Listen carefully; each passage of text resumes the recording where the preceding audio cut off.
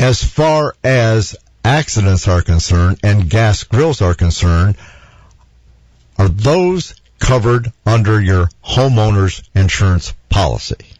As long as you are at home. If you're grilling outside, yeah. You have an unintentional, accidental fire from your grill.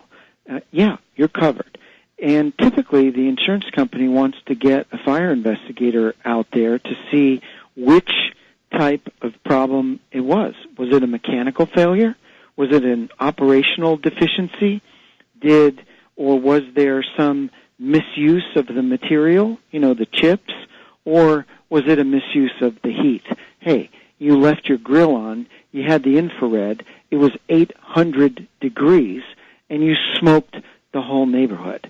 I mean, everybody else's insurance company is going to want to make sure that yours pays for the neighborhood if you started the fire. On the other hand, if it was one of the 663,000 grills recalled last year, you bet that those insurance companies are going to be going after the manufacturer or the person who had the valve installed, the installer who installed the grill, because certainly we don't want our insurance rates to go up because of a manufacturer's defect.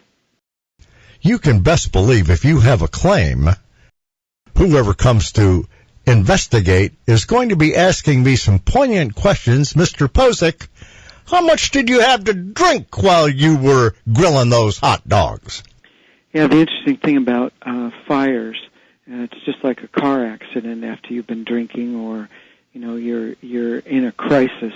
Man, that can sober you up in a hurry, because you see the property damage that you caused, you see the physical injuries that you caused, and certainly that can sober you up. But alcohol contributing to the misuse of the equipment, or the misuse of the material, or you had too much to drink, and you do a stupid thing like tossing a match into a grill with 4 burners on high.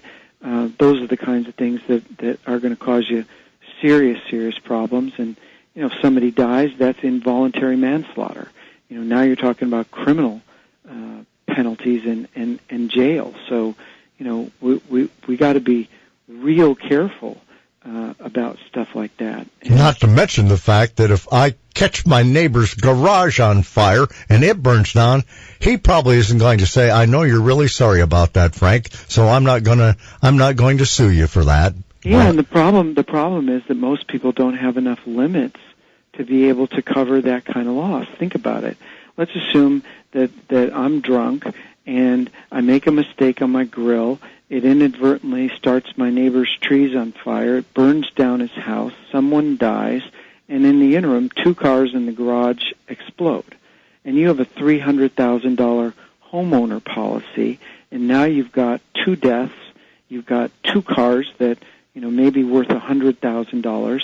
And you've got a residence that burned down worth $300,000. You're underinsured, buddy. There's no way you can get around that. You ain't got enough money. How many of our listeners have an umbrella policy that sits on top of their car, or sits on top of their boat, or their jet ski, or their motorcycle, or their house? We've talked about it before. For $150 a year, I can get $1 million worth of coverage to sit on top of my residence, on top of my car, on top of my toys, and that's the best $150 that you're going to spend. That's what is that? 50 cents a day? And here's the knee-jerk reaction. When you talk to people about that, they'll say, "Hell, I don't need that, Frank. I'm insured."